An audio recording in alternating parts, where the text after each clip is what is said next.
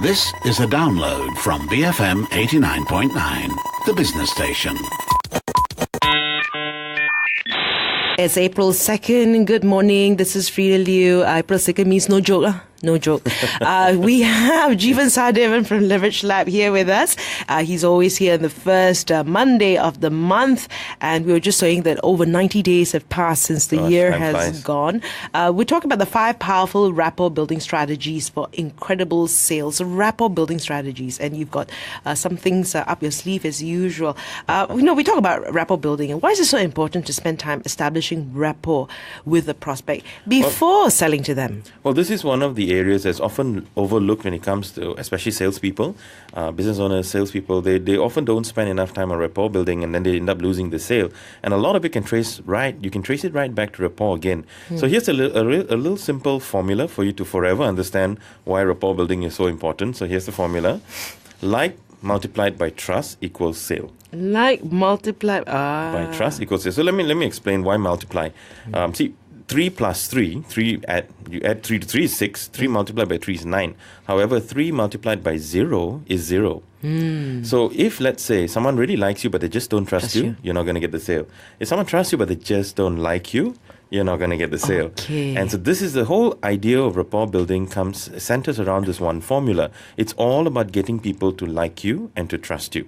That's exactly what it's all about. So, and many salespeople overlook this. So imagine the last person who sold you something. If they didn't work on the rapport with you, you're just going to move away from the sale. And this is a major challenge. So many people ask me, say, how do you do it? Yeah. And this is the thing, right? You can like someone and not trust them. Correct. Right? And when I wouldn't do business with someone that I like but don't trust. Exactly. But I might do business with someone I trust, right? May not necessarily like though. Possible, but it depends again. Yeah. So let's say it depends on the level of expertise, I suppose, with that person. But if you really look at it, but you give the choice between, you absolutely don't like them, there's still a high chance you just won't do business with them. Right. There's still a very high chance. So this equation is so simple, but it gets you thinking that, hey, you know what? If I'm going to go out there and close a sale, I got to really get people to like me and trust me. Okay. And you want to do some things to make that happen. Are some people just natural at this, or is this purely a skill to be developed? It's like there are people who often say that, you know what, I'm just a natural at this, or I'm not a natural at this, and I tell them there's no gene for like and trust. So it's all skill. Everything is a skill. However, just some people have been practicing it subconsciously, and they become so good at it, and they themselves absolutely like and trust people as well, which makes it a whole lot easier for them. And others, on the other hand, have not really put much effort into this area, so they do struggle. See, for example, now sales may have a lot of other things that you got to work on. However, when you don't work on the like and trust, sometimes you may be wondering, why is it taking so long? And why isn't it working? So what I'm going to do is uncover the whole mystery, because people often ask me, Jeevan, how do I get someone to like me and trust me? So I'm going to give 5 methods, and I use these methods all the time. It's incredible. My clients use it. They get some incredible sales. And these simple methods, but very, very powerful. So also you got to use it with some discretion as well. And of course, use it correctly and ethically. So this stuff is powerful stuff. So yes, so let's go right into my 5 methods. But before that also, you were saying that it takes time for people to, how much time should go into establishing rapport before starting the sales process?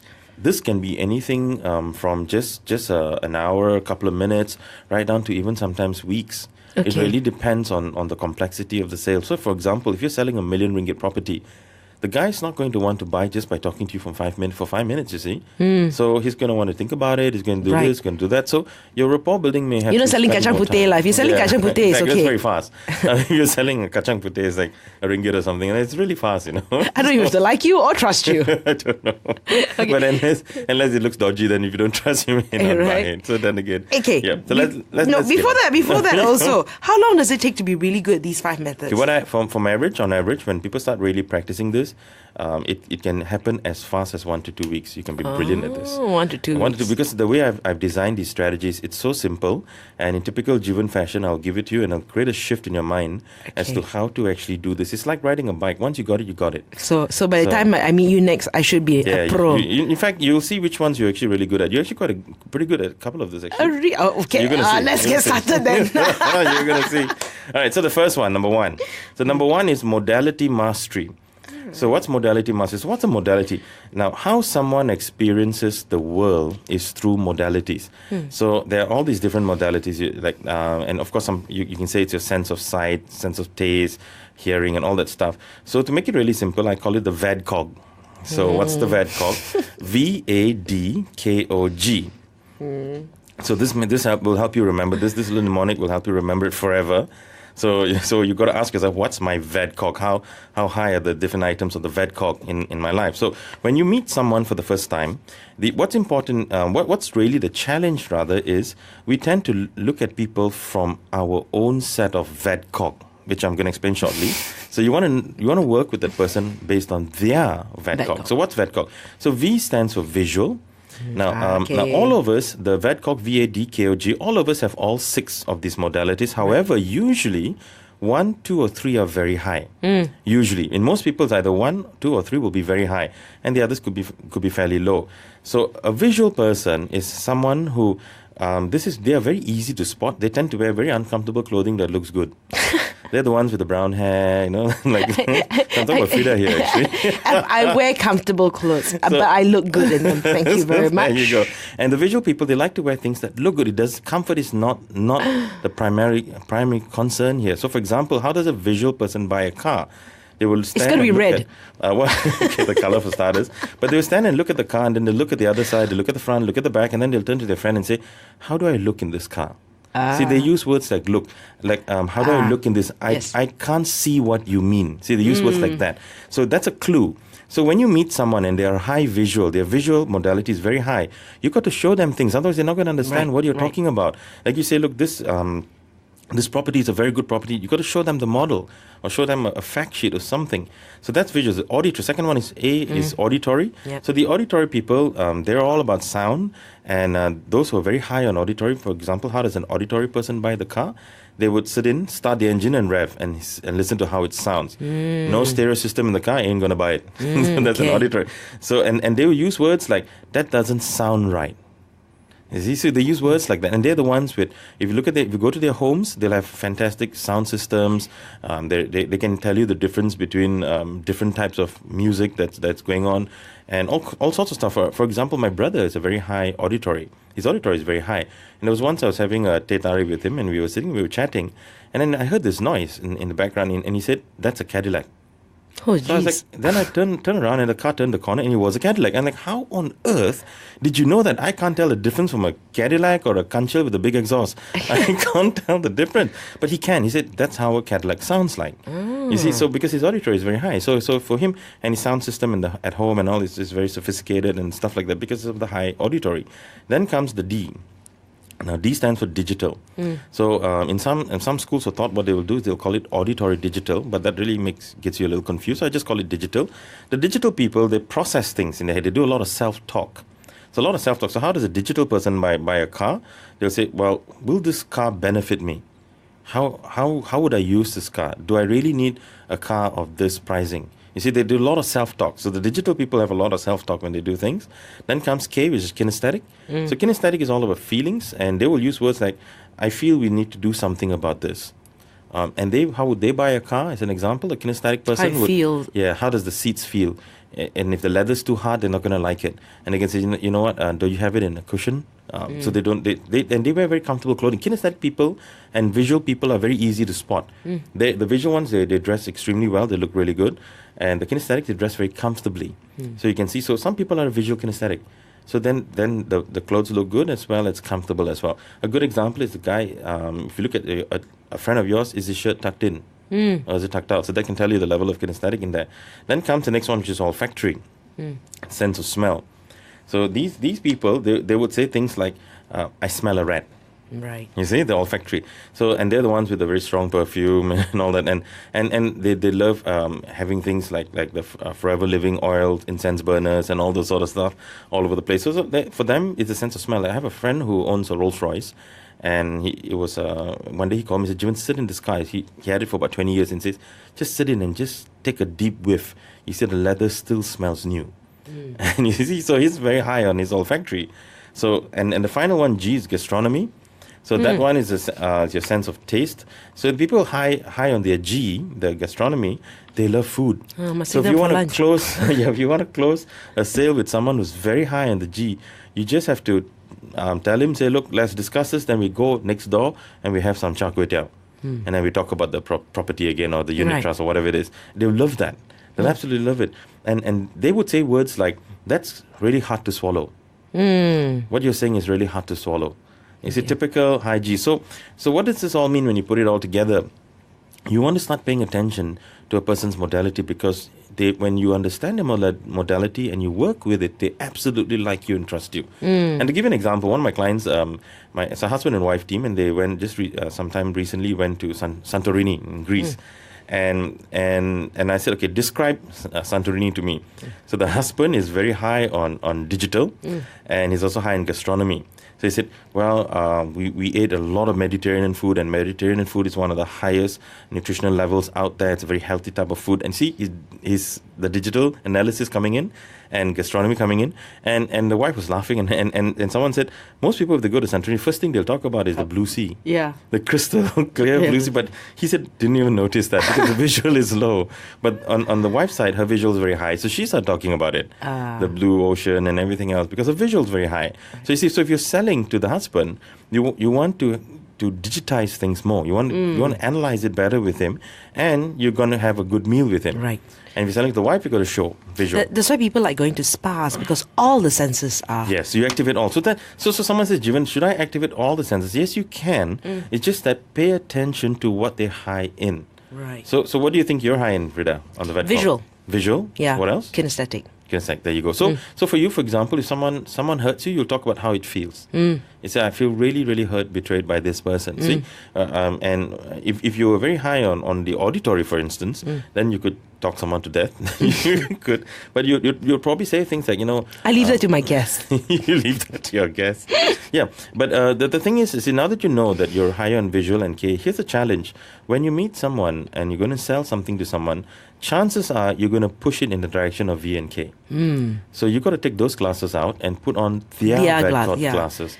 Because we tend to always use our modalities when we sell to someone. So that's the first step. Right. So the first method is modality mastery. And this is obviously a bit about body language and all that. And we'll talk about the other powerful rapport building strategies for incredible sales after this with Jeevan Sahadevan from Leverage Lab. You're listening to Enterprise, BFM 89.9. Be firmly motivated. BFM 89.9. Good morning. This is Frida Liu. You're listening to Enterprise. Jeevan Sahadevan from Leverage Lab here on April 2nd, the first Monday of the month. We're talking about the 5 powerful rapport building strategies for incredible sales. He gave us a formula: like times trust equals sale. No like, no trust equals zero, equal to zero because of the multiplying factor. We went through the first strategy, which was modality mastery. Right. Okay, What's number 2? So 5 strategies to build rapport. First one, modality mastery. Second one is be an expert. People absolutely love dealing with experts. Imagine the last time you bought something and you ask someone, you say, what are some of the features? You say, same as everything. Then you get quite annoyed, So, but when you deal with an expert, you absolutely love your trust. You're like, everything starts to go up. Right. Like say, for instance, if you meet a heart surgeon who's extremely good at heart transplants and things like that, immediately your sense of like and trust goes up with this person. So people like that. And this is a key. So what does this mean? It means that whatever it is that you're selling, you need to be an expert at that. And to help people know how to do this, I created a formula which I shared on previous BFM shows before called my FBET formula. And that'll help you become an expert at something really, really quick. So F stands for features, B stands for benefits, A stands for advantages, and T stands for testimonials. So whatever it is that you sell, you need to know what are the features. The features are the specs, the logical reasons to buy something, or the factual things about the product, like this phone has a 20 megapixel camera. Those are features. Benefits are emotional reasons that arise out of a feature. For instance, if I say this car has 8 airbags, the benefit is whichever side another car collides with you, your family is safe. So an emotional reason coming out of it, correct. So a person doesn't buy, people don't buy features, they buy benefits actually. So when someone buys a facial, there are features of the facial that it does this, it takes out, it unclogs your pores, does that. You But look the 10 benefit years is- younger. Yes, exactly. So that's the benefit. So you want to sell benefits. Advantages is why you're better than your competition. Very few salespeople actually share that. Like for instance, someone is selling, say, a unit trust fund. You want to explain why this is better than fixed deposit or another unit trust fund from a different company, for instance. You want to explain the advantage of your product or service over someone else's that is competing with you. And many people don't do that. And they assume the customer will do the research on their own. No, you don't want to do that. You want to help them with that research. And finally, testimonials is there are two types, direct and indirect. A direct testimonial is someone saying something about you, whether it's in an audio or a video or a written testimonial. Indirect are things that you have done that tells people you're really great at something. For instance, it could be awards that you've won. It could be how long you've been in business. It could be your certain kind of clientele. So all these are indirect. So to be an expert, you want to play with the FBAT. You want to have at least 5 features, 5 benefits, 5 advantages, 5 testimonials. And that's like a bare minimum. And if you've got that, you're going to do very well already. And many people don't have this. If I ask someone and say, what's the advantage of this car over the other car? Sometimes they have a hard time explaining that to me. You see, so you don't really want to do that. And this is a challenge for many people in sales. They don't spend the time to become an expert at what it is that they're selling. So that's the second rapport building method. Third one is a very interesting one, is active listening. So what's active listening? Active listening is when you actually listen to someone when they're talking, and you get involved in that conversation by asking them a question. You see, many people are easily distracted today. Like, it could be the phone that's distracting them. And I'm sure you've had a situation where when you're talking to someone, they zone out. Or when they're talking to you, you zone out. You see, so that means active listening is not happening. So how do you do that? A good example is to pick up on something they're saying. So for instance, the person says, I just got back from London. Now, if you're active listening, you can say, oh, London, I haven't been there. I've been for 5 years now. What's London like? Has it changed a lot? You see, active listening. But if you said, that's great. Now, about the product, you see, you've moved right on and you're not listening. So people don't like that. But when you actively listen to someone's conversation, they really start to like you and trust you. And it's a simple thing, because it's like, obviously when the person brings that up, they want to talk about it. Yeah, exactly. Right? Imagine you tell someone, you say, I had such a rough day today. And the person says, yes, everyone has rough days. And then they start talking about it. You're like, what the heck? That's what you do when you have a rough day, is this. You don't want to hear that. You just want him to say, what happened? Why rough day? What happened? You see, because you wouldn't have said that otherwise. So many people miss this point in active People listening. don't care how much you know, they want to know how much you care. Correct. People don't care how much you know. Yeah. That's very true. So the thing is, you to become really good at active listening, because it's so simple, it's also so simple not to do. So to become really good at this, you want to practice this every day. And just when someone talks, just shut up and just listen to that person, be engaged with that person, and ask questions based on what they just said. And again, when you ask a question and they tell you the answer, listen again. Sometimes when someone tells you and then they zone out, again, you don't like them when they start doing that. So some people are very, very good at this already, and they genuinely care for others, so they're really good at this. Some need a lot of work here. So active listening, some people really need a lot of work. Number 4, the fourth method to build massive rapport with someone is what I call common ground development. Okay, so what's this? What's the formula? Okay, common ground development is very simple. You sometimes have to develop, not just find common ground. You have to develop it between the two of you. You spend some time developing it. So a good way is to first survey their life. Just ask some random questions and find some common ground. Because once you've got common ground, people like you and trust you very, very quickly. That's why they say during football season, sales go up like crazy. If you're Liverpool and he's Liverpool as well, boom. You're like a house on fire. You see, if you're Liverpool and he's Manchester United, you probably don't want to talk about football. You see, so it really works. And what are the 3 things people tell you should never talk about? Race, religion, and politics. Right. Wrong. You can if it's the same. Right. So if you're Barisan and he's Barisan, knock yourselves out, enjoy yourselves. If you're a Christian and he's a Christian, knock yourselves out, enjoy yourselves. Because if it's the same, it's so much common ground material, and it'll be such a waste not to go there. And you know what? I that's one of the things I think I unconsciously do, finding common ground. And you can find something in common with everybody if you want to. Yeah, and you got. That's why it's development. You got to make the effort. It's just like talking to someone. Oh, we both have kids. Correct. Oh, we both have boys. Exactly. So it's and same age, and then that's it. that kind of thing. So you you know? got to develop that further. So once the person tells that, hey, oh my gosh, your son is the same age as my son, and he tells you that, and then you pick it up from there. Don't be in a rush to sell. Develop this first. Get the like and trust first.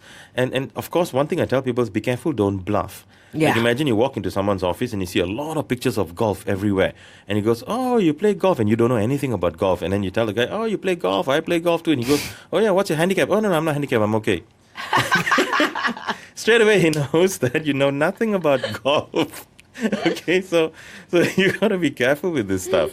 And some people they just shoot off on a tangent like that. So, but the the minute you find common ground with someone, it can be incredible. I remember there was this one person that I was talking to that I was trying to sell something, and I had nothing in common with this guy. He was looking at me with a grumpy face. And he had his arms crossed, and I had nothing. What I liked, he disliked. Okay. What he loved, I didn't like. So? And I was thinking, this is really hard. gonna be food. And There's he was gonna be food. grumpy and nothing. And I suddenly, he said something that caught me, just caught my attention very quickly. It was a very in-passing comment. He said, I just came back from Fatima. Fatima is a little village in Portugal. And I'm like, hey, hang on a second. You went to Fatima? I said, I've been there too. And then I was so excited when he said that. I said, gosh, I've been to Fatima.